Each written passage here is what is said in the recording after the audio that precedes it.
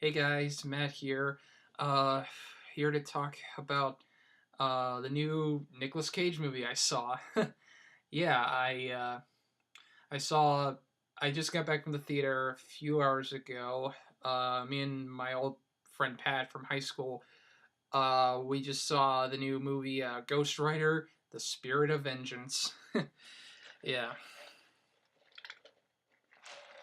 Now, I guess I should probably say what my thoughts on the first movie were.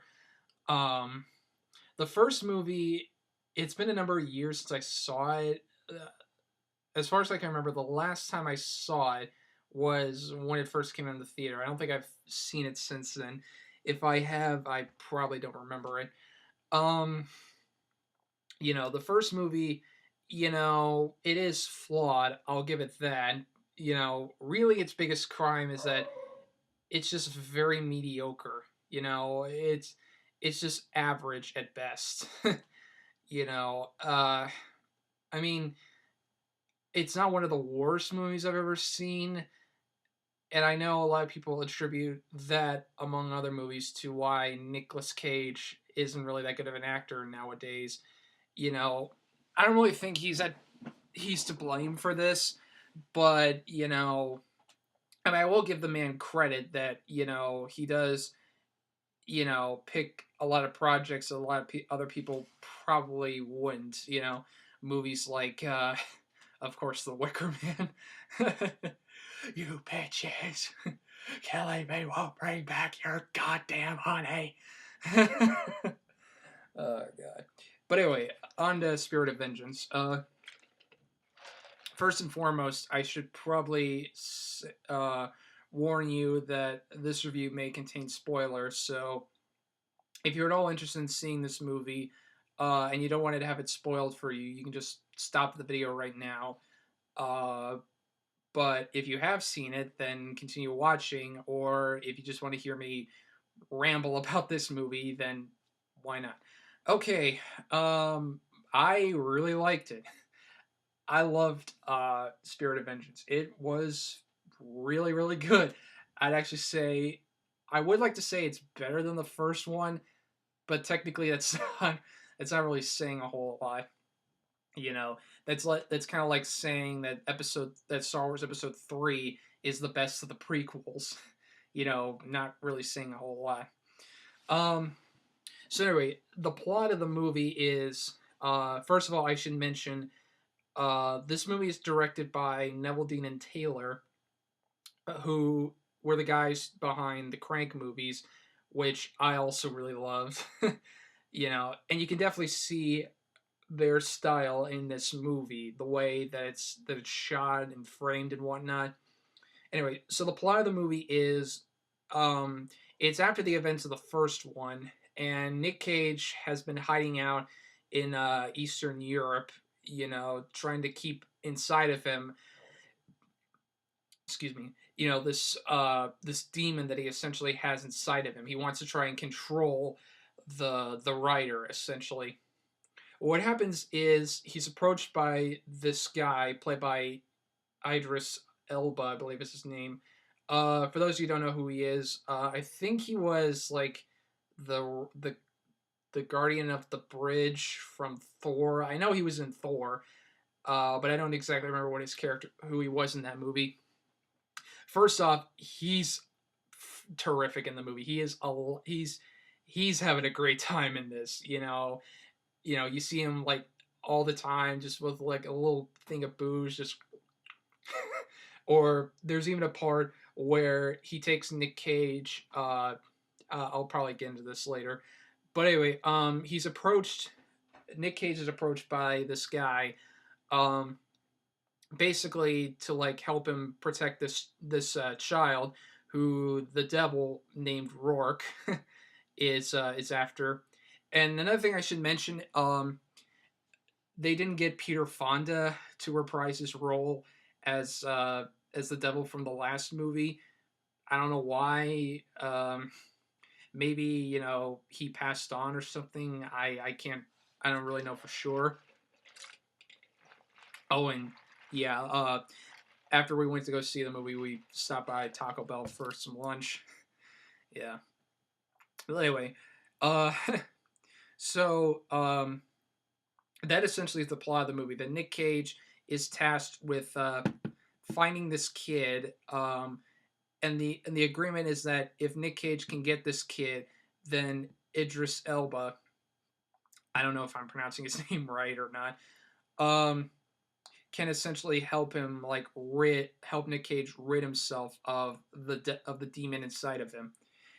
And it is a phenomenal movie. It is, and it actually just kind of surprised me that a lot of people apparently didn't like it.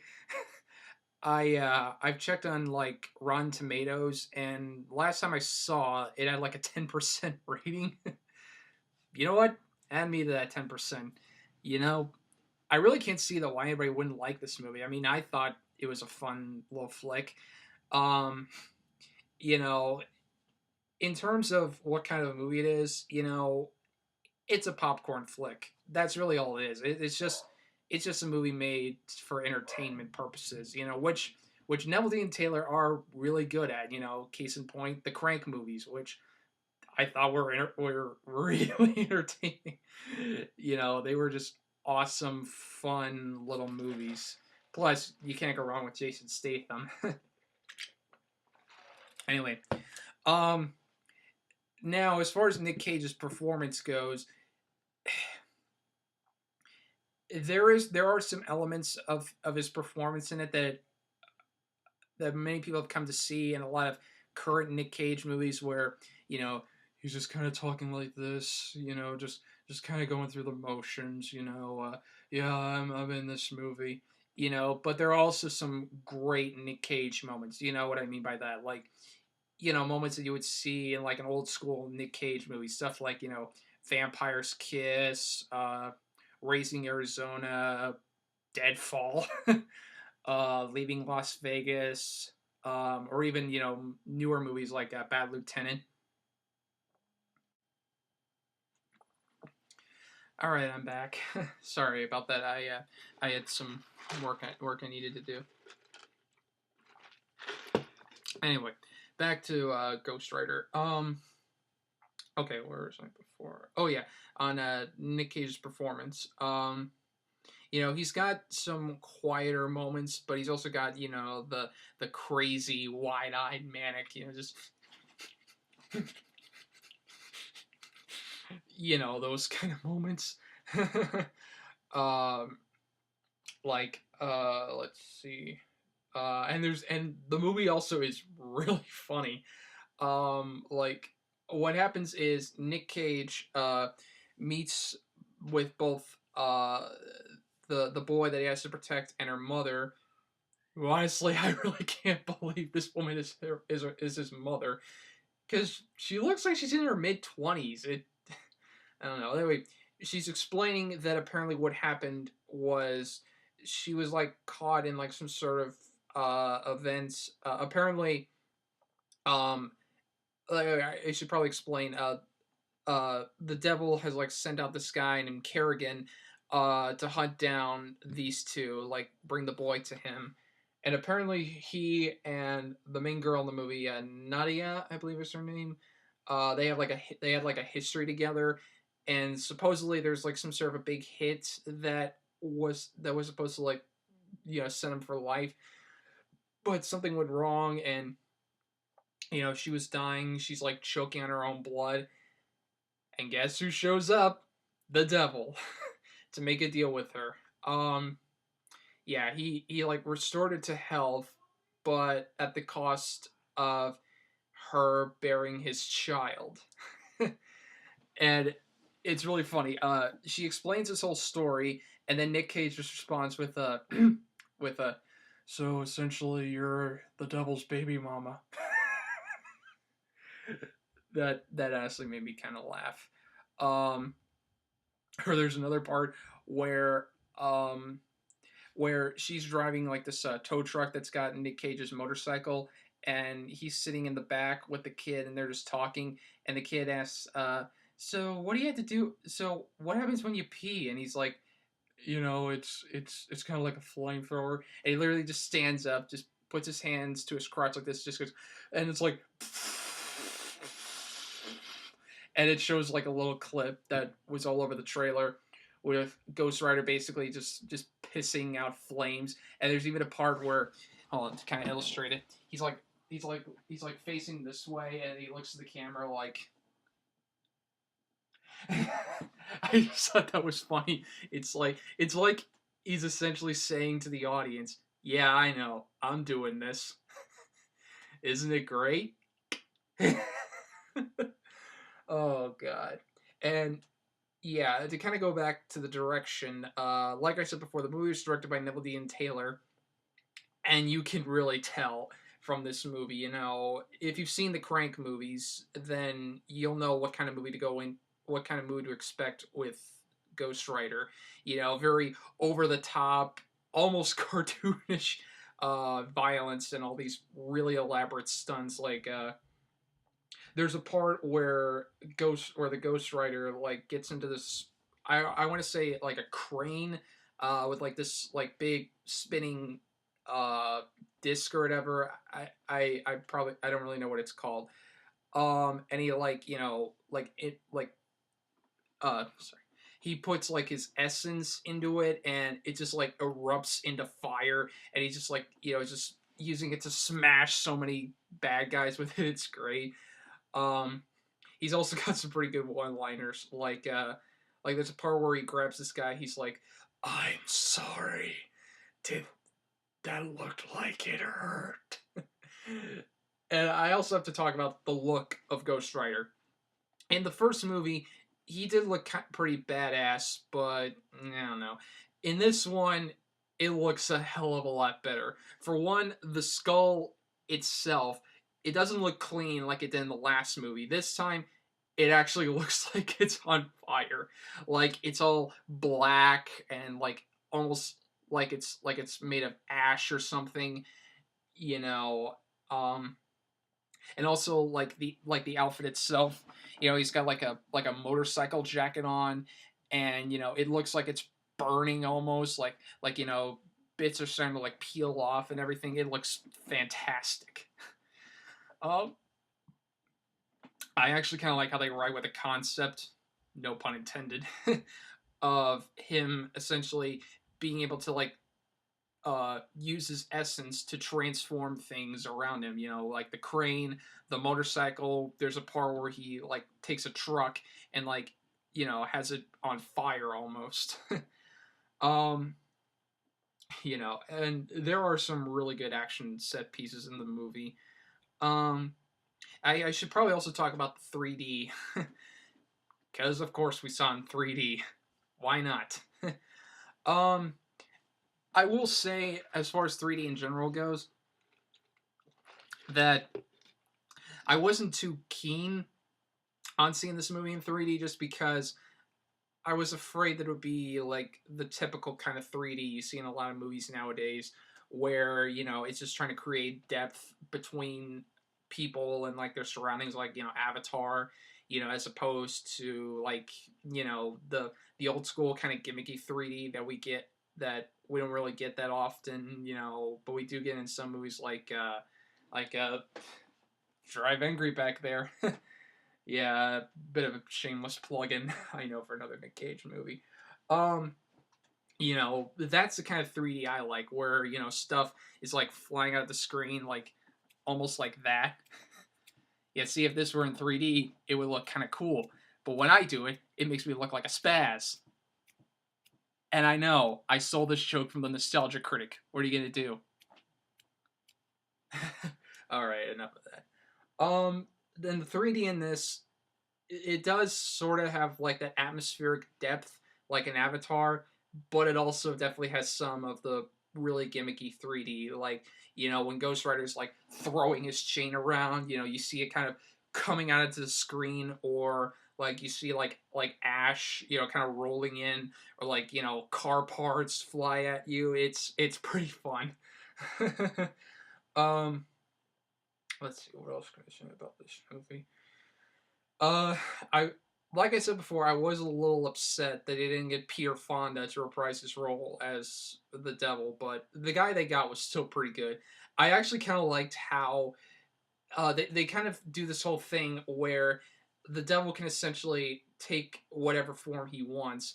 And they actually do this pretty cool animation where they talk about how he's like, appeared in human form several times. They show like images of like Vlad the Impaler, John Wayne Gacy, and at first it's all illustration, but then for like a quick second they show a picture of Jerry Springer. Like they just do all these animations, and then they just show Jerry Springer like that was kind of funny. Um, anyway, and they kind of do this whole thing where the body that he's currently in is like dying, like like he actually ends up with like one eye that's like completely red, like bloodshot, and his face is like kind of deteriorating. It's like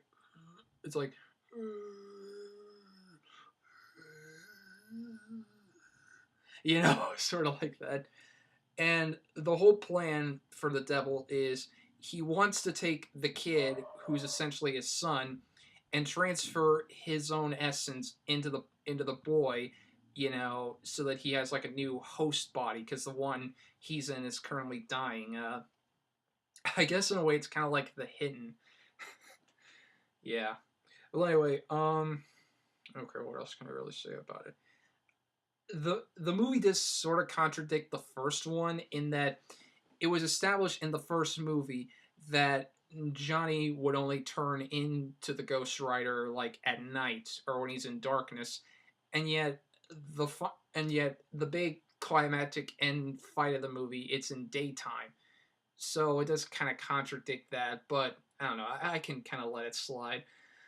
Um, oh god, what else can I really say about this movie? Um, I guess I should talk about the trailers that we got. Uh, oh god, the first one we got was for that new 21 Jump Street movie, which, yeah, my ass, it's 21 Jump Street. I mean, I've never seen the show, but I know about its legacy, like how it's a very well loved series from the 80s. I'm sorry, this new 21 Jump Street movie, it just looks like your average buddy cop movie. It really does. The only difference is that, they're going undercover in a high school. It's not fat Jonah Hill. And I'm not saying I hate Jonah Hill. I like him quite a bit, I mean, I liked him in Superbad. He was pretty good in that. Uh, I don't know about Channing Tatum, though. Ugh, yeah, but I'm not really looking forward to that. I do have to talk about Prometheus, the new Ridley Scott movie. Is it just me, or is he remaking Alien? Like the thing is, watching the trailer, it almost feels kind of like Alien. You see like a spaceship flying through, and there's this crew who like sets down in this mysterious world, and they find like this derelict spacecraft with like these things that almost look they didn't look like them, but they reminded me of the eggs from Alien. They're like tube shaped almost, and you see shots of, like astronauts, like, with stuff all over their face, like, ah, you know. I don't know. Maybe, maybe I just need to read a little bit more into the movie. But I mean, they even do the thing at the beginning of Alien, during the opening credits, where they like have a line come up, and then another, and then another, and then another, to kind of form the word alien across the screen. They even do that in this one. So I don't know, that's kind of interesting. We got Wrath of the Titans, which I don't know, that looks okay.